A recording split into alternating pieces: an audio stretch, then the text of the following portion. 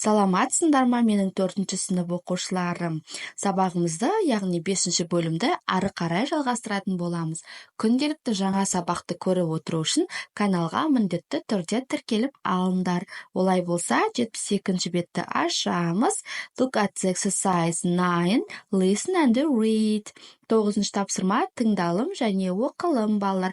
Бұл жерде 6 суретте шағын диалог берілген. Мен қазір оқып аударамын. Менен кейін міндетті түрде қайталап оқып шығыңдар балалар. Олай болса, бастаймыз. 1-ші суретке қараңдар. Мән айтады.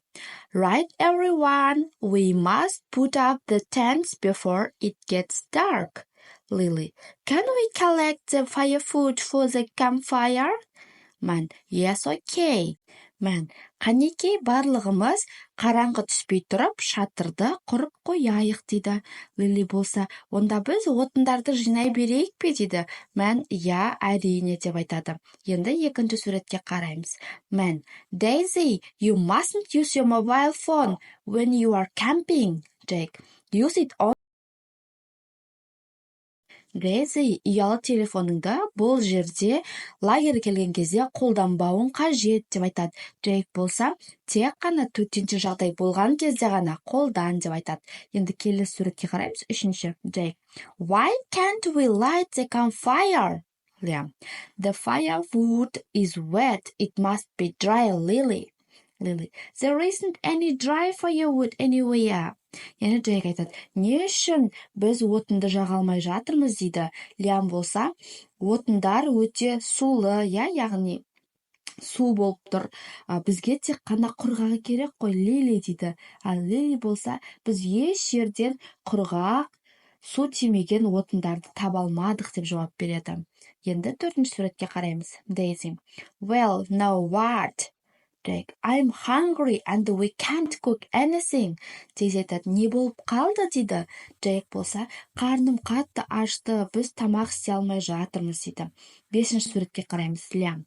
Daisy, put the phone down and come here. Daisy, wait a minute. Liam болса, Daisy, тез ұялы телефоныңды қойып, мұнда кел деп айтады. Daisy болса, қане, қазір 1 минут күте тұршы дейді. Енді 6-ші суретке қараймыз. Lily. Hey, what is this? Daisy. It's an emergency pizza. Lily, ей, мынау не, кім келді деп сұрайды. Daisy болса, бұл төтенше жағдайда келетін пицца келді деп жауап береді. Міне балалар, жалпы қысқаша әңгіме осы туралы. Енді біз келесі беттердегі тапсырмаларды орындайтын боламыз. So, open your book on page 73. Look at the exercise 10. Read the story and again and say if the sentences are true or false. 73-ші бетті ашамыз, 10-ші тапсырмаға қараймыз. Read the story, яғни мәтінді қайталап оқып шық, және мұна берілген 5 сөйлем дұрыс болса, true дейміз, яғни сөйлем дұрыс болса, true дейміз. Ал дұрыс емес бұрыс болса, онда false деп жазып қою керекпіз. Ендеше орындаймыз. 1-ші сөйлемге қараймыз. The children are camping with their families. Дұрыс па, бұрыс па, яғни балалар лагерге отбасымен келді дейді. It's false. Дұрыс емес, я. 2-ші. Lily wants to collect the firewood. Lily отындарды жинап бастады дейді. Дұрыс па? True, я? 3-ші. Daisy gets a text message because there isn't an emergency. Бұл жерде false, яғни дұрыс емес, я сөйлем. Өйткені Daisy text message хат жіберген жоқ, я төтенше жағдайға. 4-ші. They can't light the campfire because the firewood is wet. Олар отынды жаға алмады, себебі отындар сулы болды, я? Ол бізде true, дұрыс. Соңғысы. Daisy is making a pizza for everyone. Daisy барлығына пицца жасап берді дейді. Ол бізде false, дұрыс емес. Міне осылай 10-ші тапсырманы орындаймыз. Енді астына қараймыз. Exercise 11. Thinking cap. Read the story again and match. Ойлану тапсырмасы. Тағы да әңгімені бір оқып шығып, сөйлемдерді сәйкестендіру керек дейді. Қараймыз ендеше. 1-ші сөйлем. They must hurry and put up the tents. Бізде қайсы болады? D. Because night is falling, яғни олар тез-тез шатырды не үшін құрады? Себебі қараңғы түсіп жатқандығын, я? 2-ші, they can't cook. Because олар не үшін тамақ істей алмады? Because C болады. They can light the campfire. Олар отынды жаға алмады, я? Үшінші, Jake isn't happy. Не үшін Jake бақытты болмады? Өйткені себебі A. Because they can't cook a meal. Олар тамақ істей алмады. Соңғысы 4. Daisy is talking on the phone. Because Daisy не үшін телефонмен сөйлесті? Because B болады. Because she is ordering a pizza. Ол пиццаға заказ берді. Не осылай 11-ші тапсырманы орындаймыз. Ал 12-ші тапсырма exercise 12 act out the story. Осы суреттегі әңгімені сыныпта ауызша айтып беру.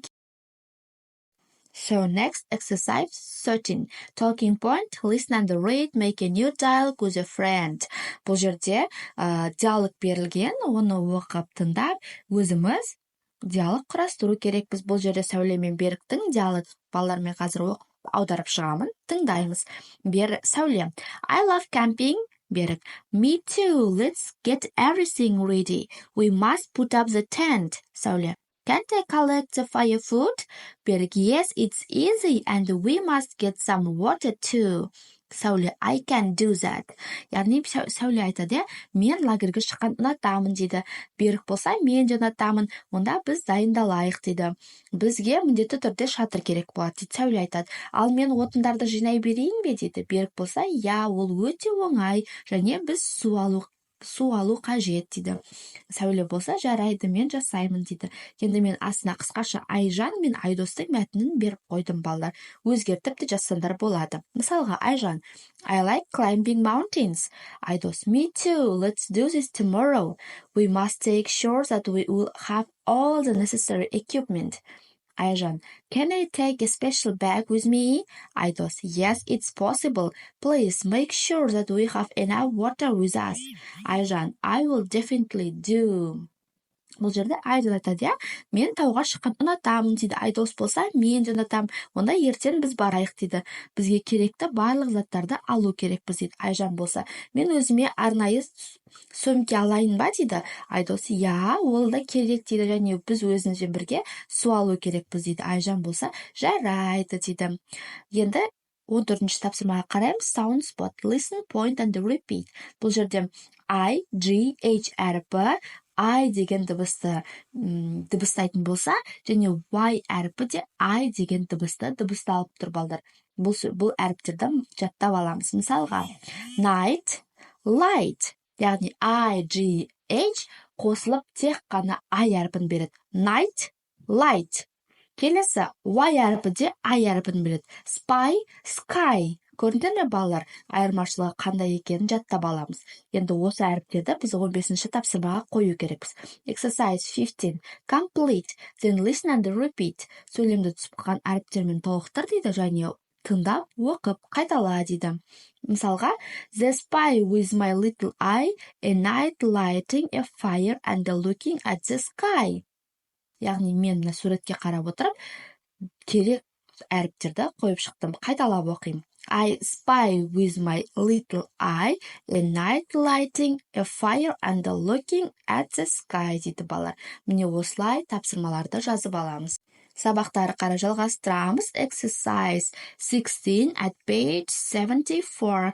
74-ші беттегі 16-ші тапсырмаға қараймыз. Weather 2, яғни ауа райы 2 деген тақырыпта. Сурет берілген, балдар. 16-ші тапсырмада look, choose and write, and listen and check. Яғни мына жерде қызыл қорапшаның ішінде сөздер берілген. Сол сөздерді біз ауа райына байланысты қойып шығу керекпіз, және оқып тыңдаймыз, балалар. Қарайықшы суретке.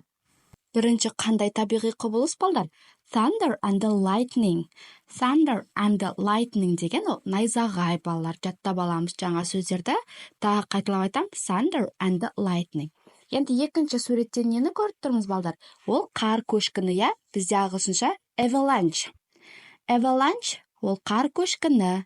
Келесі суретте не көріп тұрмыз? C суретте. Ол storm, яғни дауыл. Storm, дауыл. Келесі D суреті, балдар, су тасқыны, я, ол бізде flood. Flood, су тасқыны. Келесі E, hail. Hail, бұршақ, я. Және соңғысы F, tornado. торнадо бізде торнадо деп аталады. Міне балалар, бұл осылай табиғи құбылыстар жаңа сөздерді жазып жаттап. So the last exercise 17, thinking gap, match the short dialogue to some of the words in exercise 16. Балалар, соңғы тапсырма 17-ші тапсырма, ойлану тапсырмасы. Бұл жерде 4 диалог берілген. Біз сол 4 диалогты оқып түсініп, қандай табиғат құбылыс екенін табу керекпіз. Бірінші мысалды беріп қойыпты. Бізде ол A, thunder and lightning дейді, яғни найзағай. Олай болса, бірден бастап диалогты оқып шығамыз. Бірінші, what was that light and the noise? Don't worry, dear, go back to sleep. Мынау жарықтар қандай жарықтар, және бұл ненің дауысы деп айтады, я? Уайымдама, ішке барып ұйықта деп айтады, яғни ол найзағай. Екінші, we couldn't get out of the house. Why not? There was water everywhere. Біз ішке кіре алмаймыз үйге дейді. Не үшін дейді? Өйткені үйдің бәрінде су көп дейді. Ол қандай табиғат құбылысы? Ол бізде flood, я, су тасқыны. What did you see? I saw a big ball of snow rolling down the mountain. Ол бізде avalanche, қар көшкіні, я, не көріп тұрсың дейді. Мен үлкен таудан келе жатқанын көріп тұрмын дейді. Ол бізде avalanche, B яғни. Және соңғысы, and then what happened? Small ball of ice fell from the sky.